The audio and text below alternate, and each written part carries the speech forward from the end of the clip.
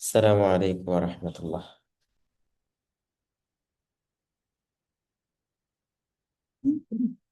أعوذ بالله من الشيطان الرجيم. بسم الله الرحمن الرحيم. الحمد لله رب العالمين، والصلاة والسلام على سيد الأنبياء والمرسلين وعلى آله وصحبه أجمعين. الحمد لله। মহান রবের অশেষ শুকরিয়া আদায় করি। আমরা দেখতে দেখতে মাইক্রোসফট ওয়ার্ড তো শেষ করেছি, এক্সেলেরও আজকে শেষ ক্লাসে চলে আসছি। আলহামদুলিল্লাহ। তো আজকে আমরা এক্সেলের ফিনিশিং এ যাব ইনশাল্লাহ। টুকটাক কিছু বিষয় আছে যে বিষয়গুলো আমাদের কাজে লাগে, তো সেই বিষয়গুলো দিয়ে আমরা আজকে এক্সেলের ফিনিশিং এ যাব। তো আজকে টেবিল নিয়ে কথা বলবো, ডেটা ভ্যালিডেশন। এটা আবার একেবারে ছোট টপিকও বলা যায় না, এটা মোটামুটি মানে খুবই গুরুত্বপূর্ণ একটা টপিক। তারপরে আমরা চার্ট নিয়ে কথা বলবো, শিট প্রোটেকশন, শিট লক করে কিভাবে, এই বিষয় নিয়ে আলোচনা করবো ইনশাল্লাহ। ফাইনাল একটা প্রজেক্ট ওভারভিউ আপনাদেরকে দেওয়ার চেষ্টা করব। তো চলেন শুরু করা যাক। আমরা হচ্ছে মাইক্রোসফট এক্সেলে টেবিল কিভাবে তৈরি করতে হয় সেটা দিয়ে আমরা শুরু করি। তো এখন এই প্রশ্নটা অনেকের মনে হইতে পারে যে মাইক্রোসফট এক্সেলে আবার টেবিলের কি দরকার। তো এইখানে তো দেখতে টেবিলের মতো আছেই, তাহলে টেবিলের আবার আলাদা কি কাজ আছে, এরকম মনে হইতে পারে। আসলে মাইক্রোসফট এক্সেলে টেবিলটা খুবই গুরুত্বপূর্ণ বিশেষ কিছু কাজের জন্য। ঠিক আছে, তো আমরা এআই থেকে কিছু ডাটা নিয়ে আসি। আহ, আমরা এআই কে গিয়ে জিজ্ঞেস করি যে আমাকে কিছু ডাটা দাও প্র্যাকটিসের জন্য। Okay? আমাকে একটা সেলস টেবিল এর ডাটা দাও, এমএস এক্সেল প্র্যাকটিস করার জন্য টেবিল ফরম্যাটে দিও। ওকে, দেখি সেই কি বলে আমাদেরকে। আহ, এটা হইলে আমাদের সময়টা একটু বেঁচে গেল আর কি। তো এটাতে যদি সময় বেশি লাগে, মাঝে মাঝে সময় নেই, আমরা হচ্ছে চ্যাট জিপিটি কে দিয়ে দিই, দেখি চ্যাট জিপিটি আমাদেরকে কত দ্রুত দিতে পারে।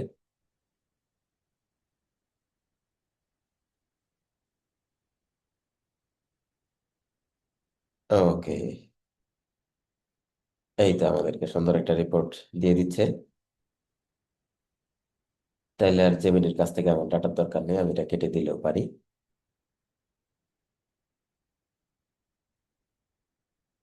ফাইন।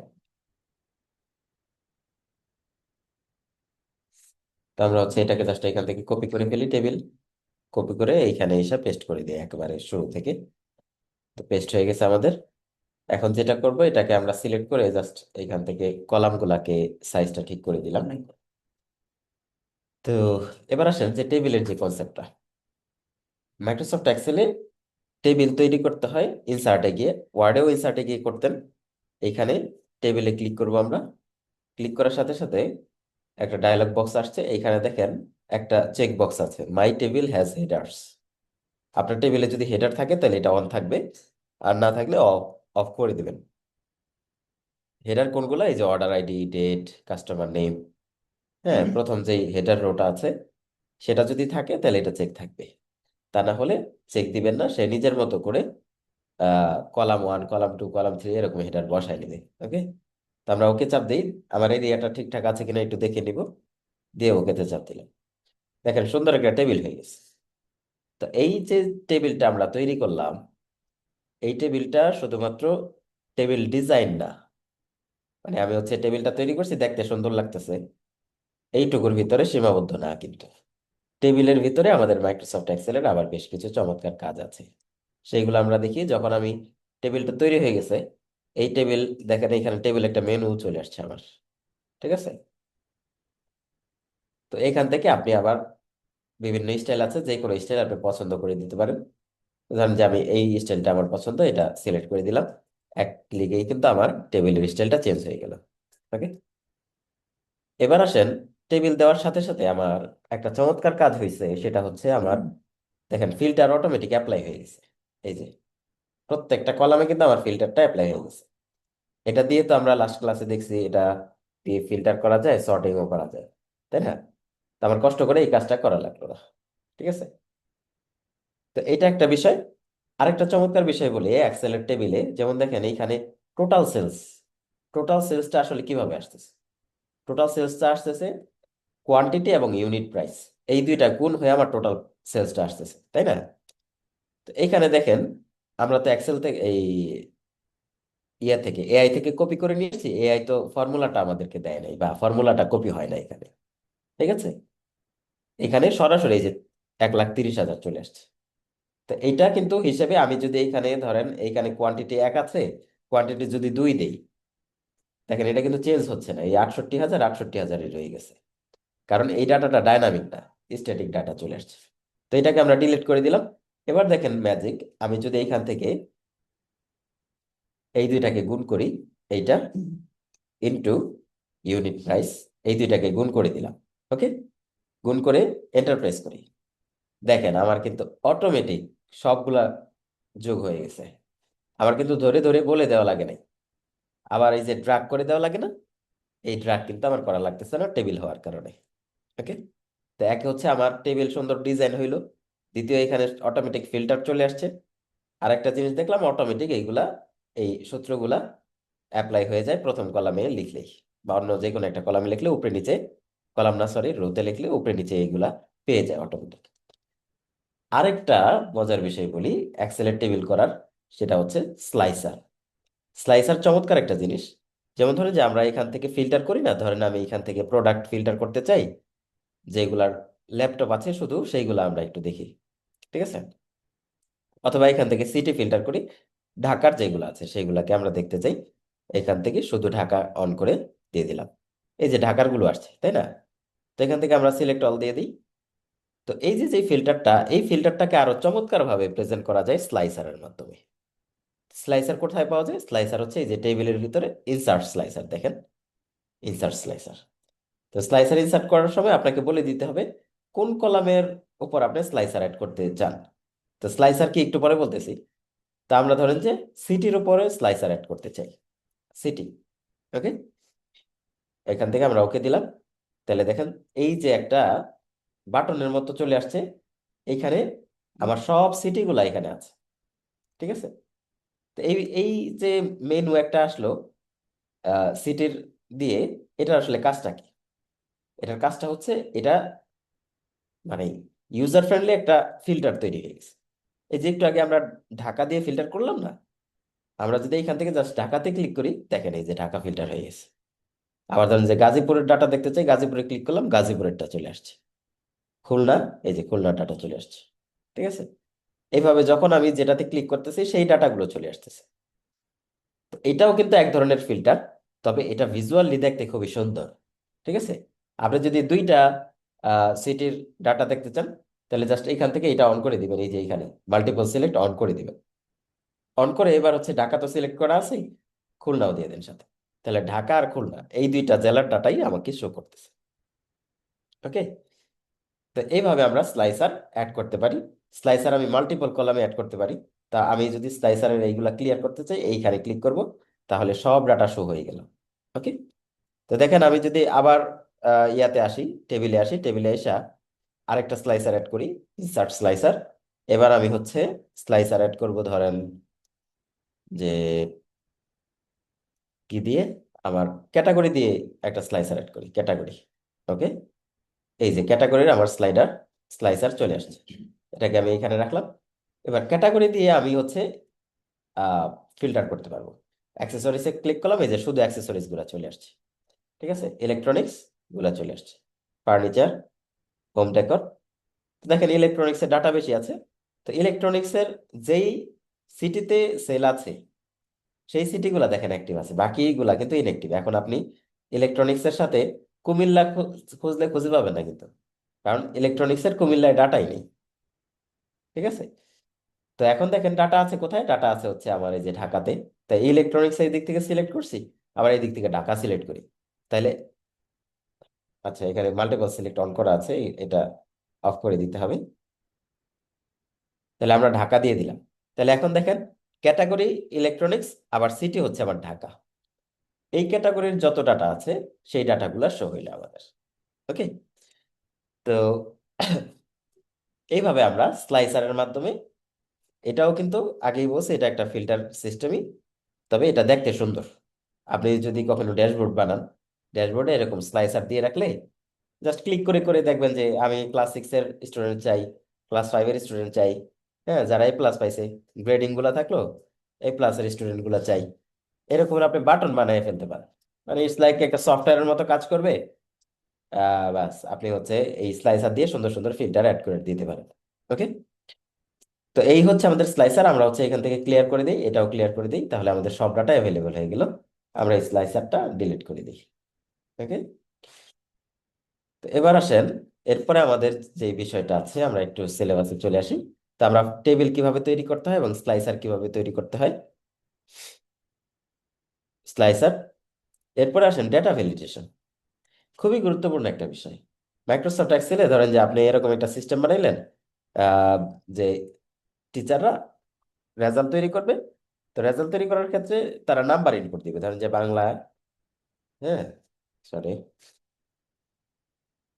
বাংলা, ইংলিশ। তো এরকম সাবজেক্ট গুলাতে সে নাম্বার এন্ট্রি দিবে। ওকে।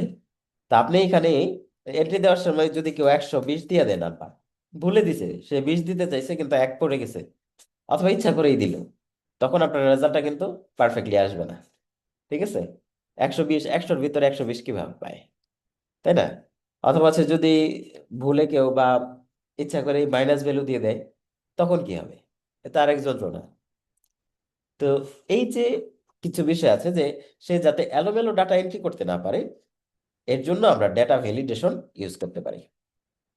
তো এর জন্য কি করব, ধরেন যে এই দুইটা কলামে, এই দুইটা সেলে আমরা একটা ভ্যালিডেশন দিতে চাই, যেখানে 0 থেকে 100-র ভিতরে আপনি এন্ট্রি করতে পারবেন, এর বাইরে কোনো ডাটা এন্ট্রি করতে পারবেন না।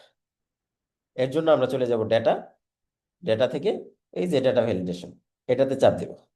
এখানে দেখেন আমার ডেটা ভ্যালিডেশন একটা ডায়লগ বক্স চলে আসছে। Settings, input message, error alert. সেটিংসটা আমাদের মূল।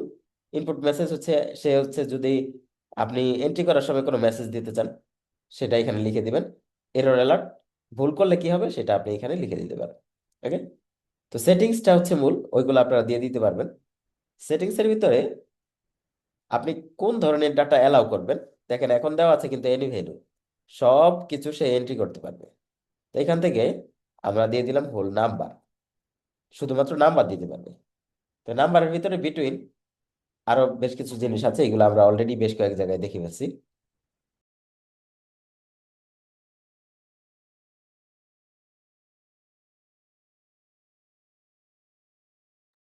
আচ্ছা, তো এখানে আমরা বিটুইনই চাচ্ছি, যে 0 থেকে শুরু, 100 হচ্ছে সর্বশেষ, ম্যাক্সিমাম 100।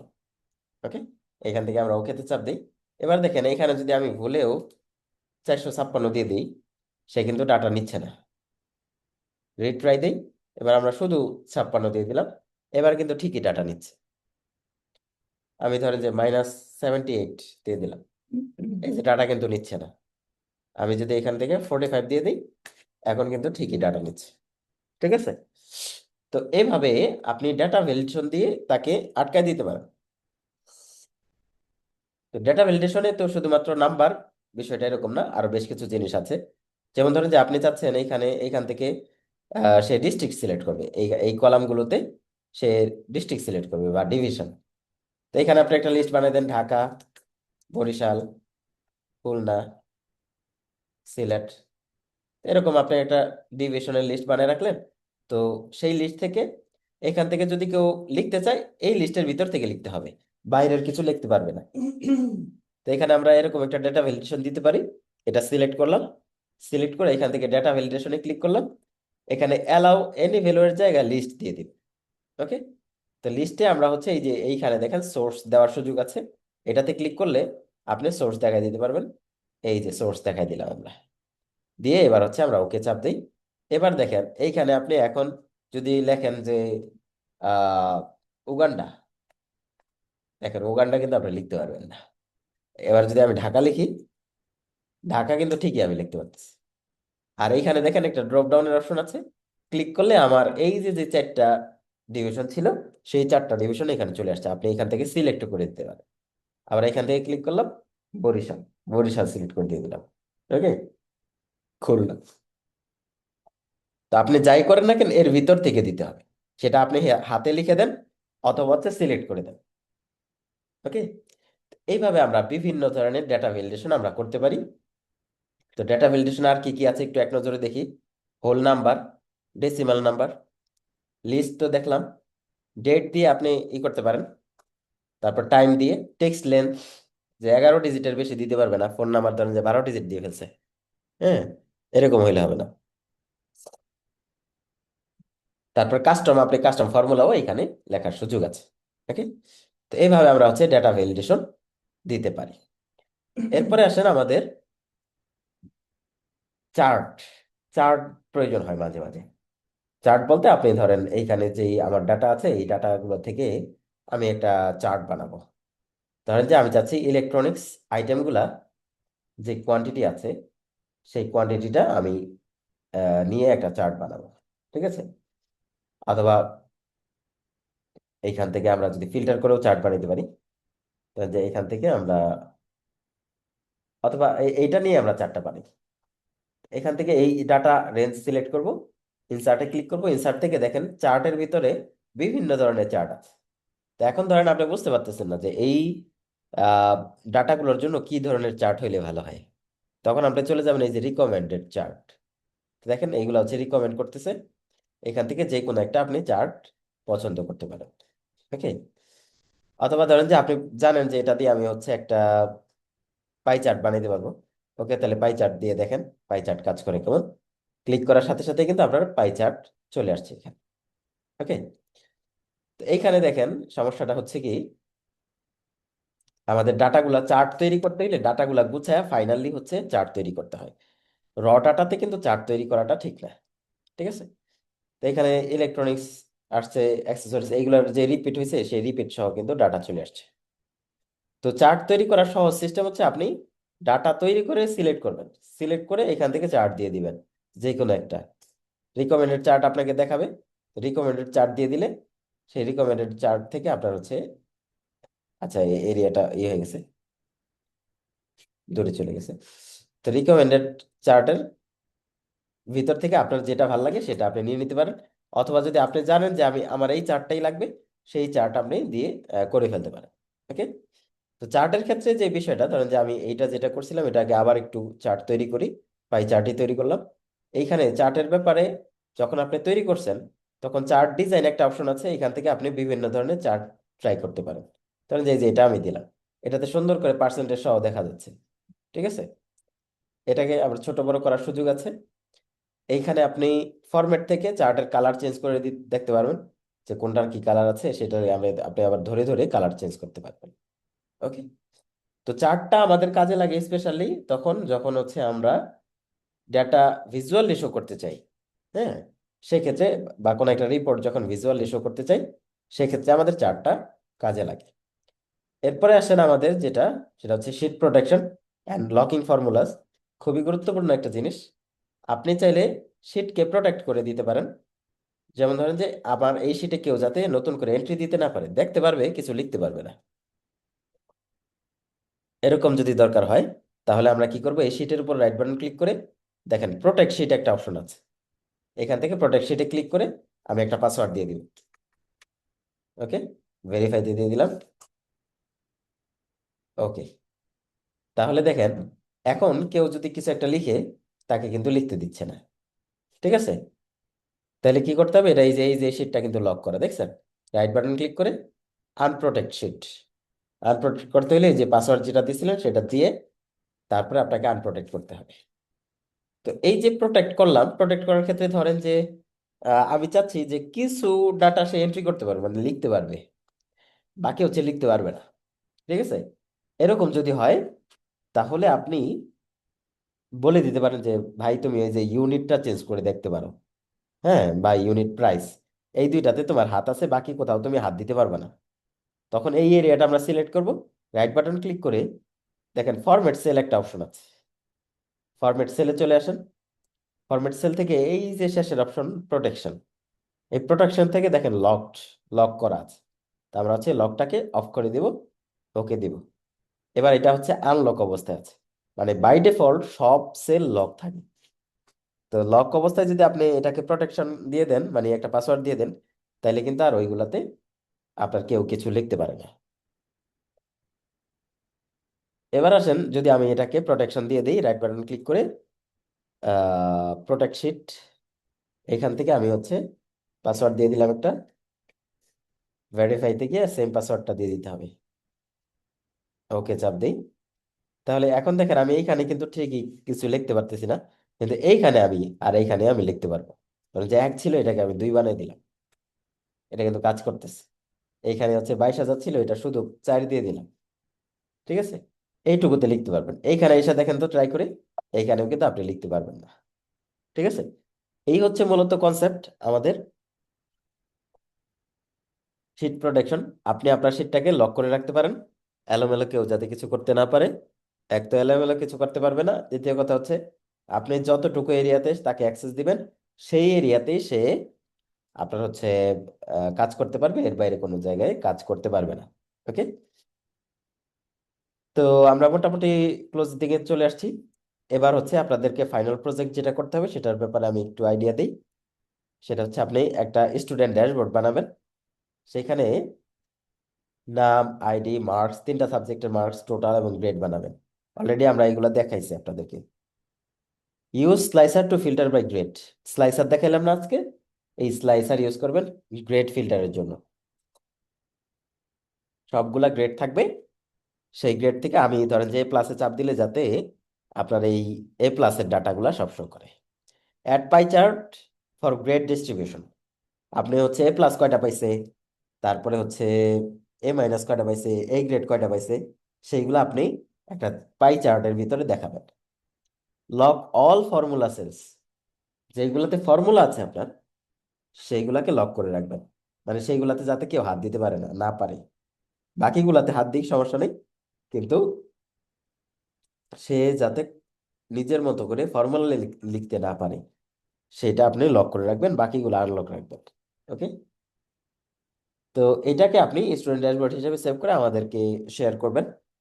পিডিএফ আকারে শেয়ার করতে পারেন ফাইনালি, অথবা এক্সেল আকারে শেয়ার করলে ভালো, কারণ হচ্ছে এটা আপনার ওই স্লাইসারটা পিডিএফ এ আবার কাজ করবে না। এই কারণে হচ্ছে অন্ততপক্ষে এই ফাইলটা আপনারা এক্সেল আকারে শেয়ার করবেন। ওকে। তো এই হচ্ছে মোটামুটি মাইক্রোসফট এক্সেলের আমাদের ওভারভিউ, আমাদের কোথায় কি আছে সেগুলো আমরা একটু দেখার চেষ্টা করলাম। আজকে ফিনিশিং এ ছোটখাটো কিছু বিষয় ছিল, যেগুলো আমরা আজকে একটু দেখে ফেললাম। তো আজকে আমরা আর একটু দেখে তো করব না, আমরা আজকের ক্লাসটা এখানে একটু শেষ করতে চাই। আমার একটু আজকে ব্যস্ততা আছে, তবে আপনাদের প্রশ্নোত্তর গুলো পর্বটা একটু চালাবো। আপনাদের যদি কারো কোনো প্রশ্ন থাকে তাহলে একটু হ্যান্ড রেজ করে ফেলেন। আর নেক্সট ক্লাসে মাইক্রোসফট এক্সেলের একটা বিষয় বাকি আছে, সেটা আমরা একটু দেখব। বাকি বলতে জাস্ট একটা প্রজেক্ট প্র্যাকটিক্যালি দেখবো, ভি লুকআপ দিয়ে। সেটা আমরা নেক্সট ক্লাসে দেখবো ইনশাল্লাহ। ওকে, কালকে ইনশাল্লাহ দেখবো। আহ জুবায়ের মোহাম্মদ তামিম। আসসালামু আলাইকুম। ওয়ালাইকুম আসসালাম। জি ভাইয়া, ওই যে পাই চার্টটা যেটা বানাইছিলেন ওইখানে তো মানে এক একটা প্রোডাক্টের রিপিট ছিল, মানে একাধিক নাম নাম একই প্রোডাক্টের নাম ছিল, সেখানে ওইটা তো পুরাটা একাধিক ভাবে চলে আসছে, ওটা সিঙ্গেল ভাবে কি একটু দেখা দিলে ভালো। আপনার এই কারণে আমি তখন বলছি যে এটা কিন্তু এই ডাটাগুলা ফিল্টার করে নিতে হবে। আপনি এইখান থেকে ওই এটাকে আমরা আগে একটু আনলক করি, কারণ হচ্ছে লক থাকলে আমরা কিছুই করতে পারবো না। এই ডাটা থেকে ডাটা ফিল্টার করে নিয়ে তারপরে আপনাকে পাই চার্টটা তৈরি করতে হবে। যেমন ধরেন যে আপনি এইখানে ইলেকট্রনিক্সটাই কয়েকবার আসছে না, তো পাই চার্টের কাজ কিন্তু ডিউটি এটা না যে আপনার এখান থেকে ইউনিক বের করবে, ঠিক আছে। তো এখান থেকে আপনি আহ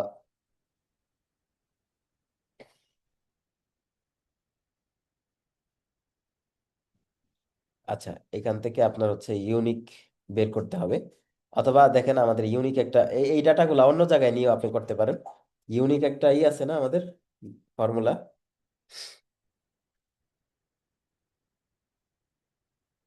ইউনিক ফর্মুলাতে আপনি যদি এই এটা দিয়ে দেন, তাহলে কি হবে আপনার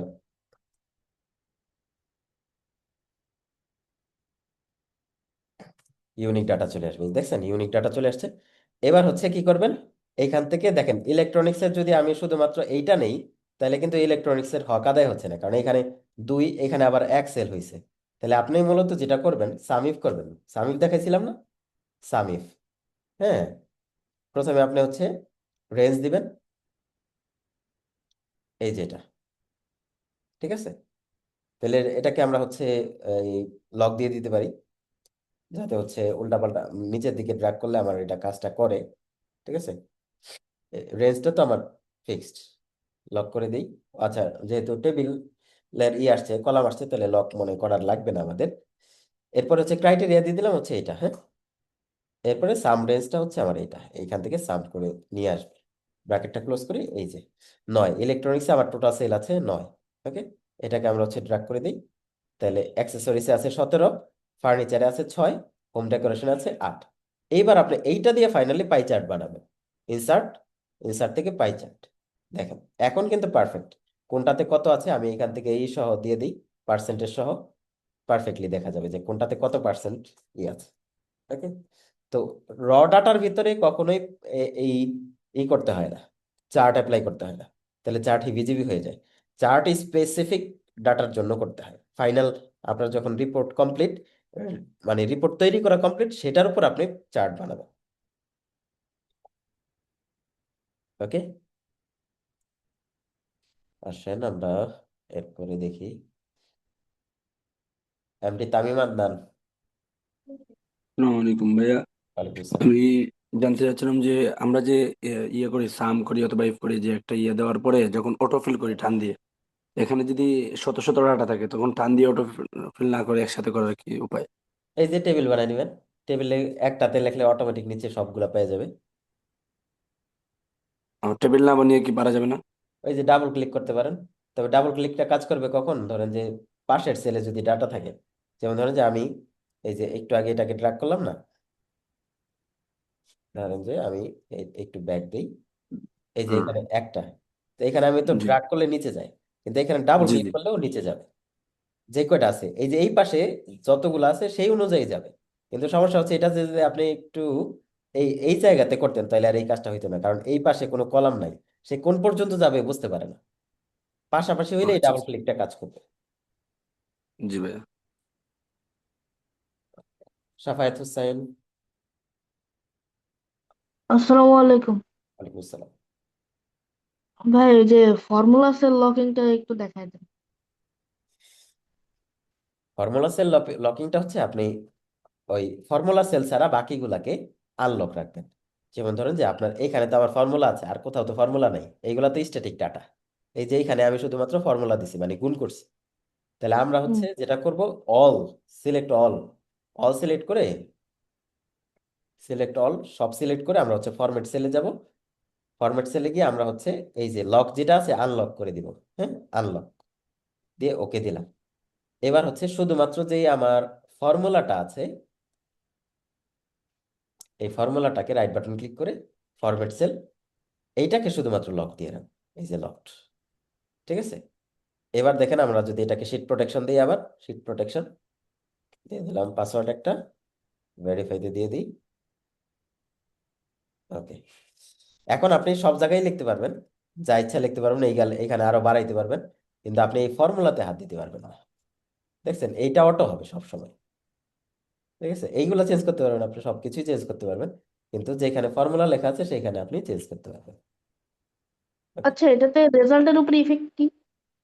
রেজাল্টের উপরে ইফেক্ট হচ্ছে সে নাম্বারগুলো এন্ট্রি দিবে, নাম্বার ক্যালকুলেশন সে করবে না, ক্যালকুলেশন আমার ফর্মুলাই হবে। মানে কেউ চাইলে ওই ফর্মুলা চেঞ্জ করতে পারবে না এরকম চেঞ্জ কিছু? করতে পারবে না, কারণ আমি তো এইখানে লকই দিয়ে দিছি, এই যে এখানে আমি যে গুণ দিছি এই গুণই হবে আজীবন এখানে। আচ্ছা, এটা দিলে কি কেউ বুঝতে পারবে? হ্যাঁ, বুঝতে পারবে না যে আপনি এখানে সে লিখতে পারতেছে না কেন, কিন্তু সে কিছু করতে পারবে না, কারণ তার কাছে তো পাসওয়ার্ড নেই। ও,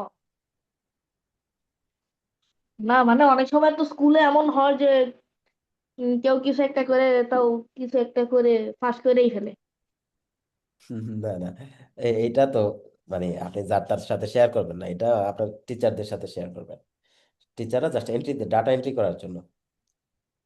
হুম। ঠিক আছে, আলী আহমদ। জি, আসসালামু আলাইকুম ভাই। ওয়ালাইকুম আসসালাম। আমি বলতেছি যে স্লাইসার ইউজ করে যদি একটা রেঞ্জের কিছু দেখতে চাই, সাপোজ মনে করেন যে ইউনিট প্রাইস আমি 10 থেকে 60 হাজারের মধ্যে যেগুলো আছে ওগুলা দেখতে চাই, এরকম কি বাটন তৈরি করা সম্ভব? না, এভাবে স্লাইসার হবে না, এটা আপনার ওই যে ফিল্টারে ফালাইতে হবে। আচ্ছা আচ্ছা আচ্ছা। ফিল্টার, জি ভাই, একটু আনমিউট করে বলেন, কি যেন বললেন। জি ভাইয়া বলতেছি যে ফিল্টার দিয়ে তো করা যাবে তো ইনশাল্লাহ। হ্যাঁ হ্যাঁ, ফিল্টার দিয়ে এই যে এখান থেকে তো করতে পারেন। আপনি ধরেন যে ইউনিট প্রাইসে আমরা ধরেন যে এটা তো, আচ্ছা এটা লক আনলক করি।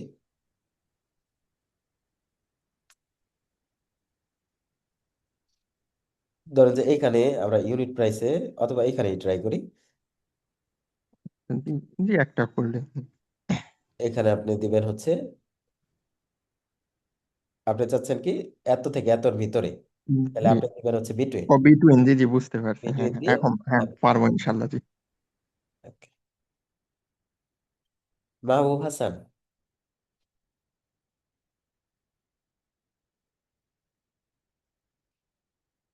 মাহবুব ভাই আছেন?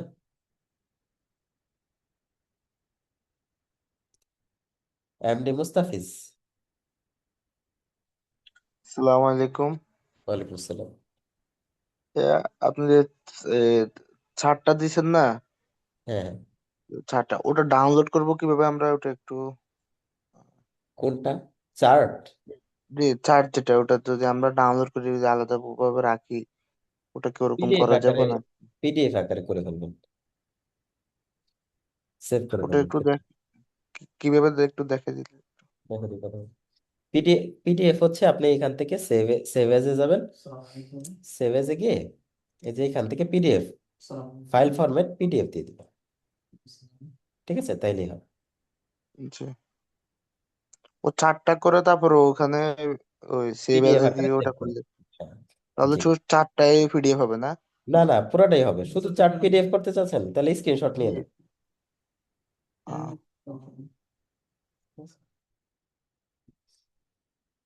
হ্যাঁ, তামিম ভাই কি প্রশ্ন? আসসালামু আলাইকুম। হুম, জি ওয়ালাইকুম ভাই, আসসালাম। আমার আরেকটা প্রশ্ন ছিল, আমরা যখন এই যে শর্টিং করি, মানে ফিল্টার করে শর্টিং করা হয়, যেমন আমার ঢাকাতে কত টাকা সেল হয়েছে, আমি যখন টোটাল মানে সাম দিয়ে লাস্টে ফুল চার্টের শেষে যে সাম দেই, আমার ফুল মানে সব বিভাগ মিলে সাপোজ 1 লাখ টাকা আমার সেল হয়েছে। যখন আমি ফিল্টার করে আহ শুধু ঢাকা দেই, কিন্তু আমার সেই ওইটা চেঞ্জ হইতেছে না, সেটা 1 লাখ টাকাই রয়ে যেতেছে। হুম হুম হুম, 1 লাখ টাকাই রয়ে যাবে, হ্যাঁ। কারণ হচ্ছে সে ফিল্টারে তো আপনার ডাটা হাইড হয়েছে। এটার একটা সমাধান আছে, কালকে এই প্রশ্নটা আবার একটু করি, হ্যাঁ আমি সমাধান দেবো, মনে ঠিক রাখেন। আছে স্যার, ধন্যবাদ। শাহ ইউসুফ। আসসালামু আলাইকুম ভাই। ওয়ালাইকুম আসসালাম রহমতুল্লাহ। যে স্লাইসারের বিষয়টা আমি একটু এবার বুঝতে চাইছিলাম। আচ্ছা, স্লাইসার হচ্ছে এটা ফিল্টার। এক কথায় স্লাইসার হচ্ছে একটা ফিল্টারই। এটা হচ্ছে মানে বাটন দিয়ে দেয় আর কি। এখান থেকে টেবিল তৈরি করতে হবে আগে প্রথমে, তারপর টেবিলে গিয়ে এখান থেকে এই যে স্লাইসার অ্যাড করতে পারবেন। তো ফিল্টার যেমন আমরা কলাম ওয়াইজ ফিল্টার করি না, এইখানে আপনি কলাম ওয়াইজ ফিল্টার রেডি করতে পারেন। তাহলে আমরা ক্যাটাগরিতে ওকে চাপ দিলাম, তাহলে ক্যাটাগরি অনুযায়ী আমার হচ্ছে স্লাইসার অ্যাড হয়ে গেছে, মানে ফিল্টারের বাটন তৈরি হয়ে গেছে আর কি। এখানে ক্লিক করলে ওই ক্যাটাগরির ডাটাগুলা ফিল্টার হয়ে দেখায় আমাকে। পার্থক্য মানে এটাও ফিল্টার, পার্থক্য হচ্ছে এটা হচ্ছে মানে একটু ইউজার ইন্টারফেস সহ আছে, আর ওইখানে ইউজার ইন্টারফেস নাই, ওইখানে আপনাকে ওইখানে গিয়ে হচ্ছে ফিল্টার করতে হচ্ছে। স্লাইসার এটাই, স্লাইসার আলাদা ভয়ানক কিছু না। বুঝছি ভাই, জি আসসালামু আলাইকুম। আর বুঝতে না। জি, সবাইকে অসংখ্য ধন্যবাদ। আজকের ক্লাস তাহলে আমরা এখানে শেষ করতে চাই। আশা করি আজকে যে বিষয়গুলো দেখালাম এগুলো একটু প্র্যাকটিস করে ফেলবেন। আসসালামু আলাইকুম রহমতুল্লাহ।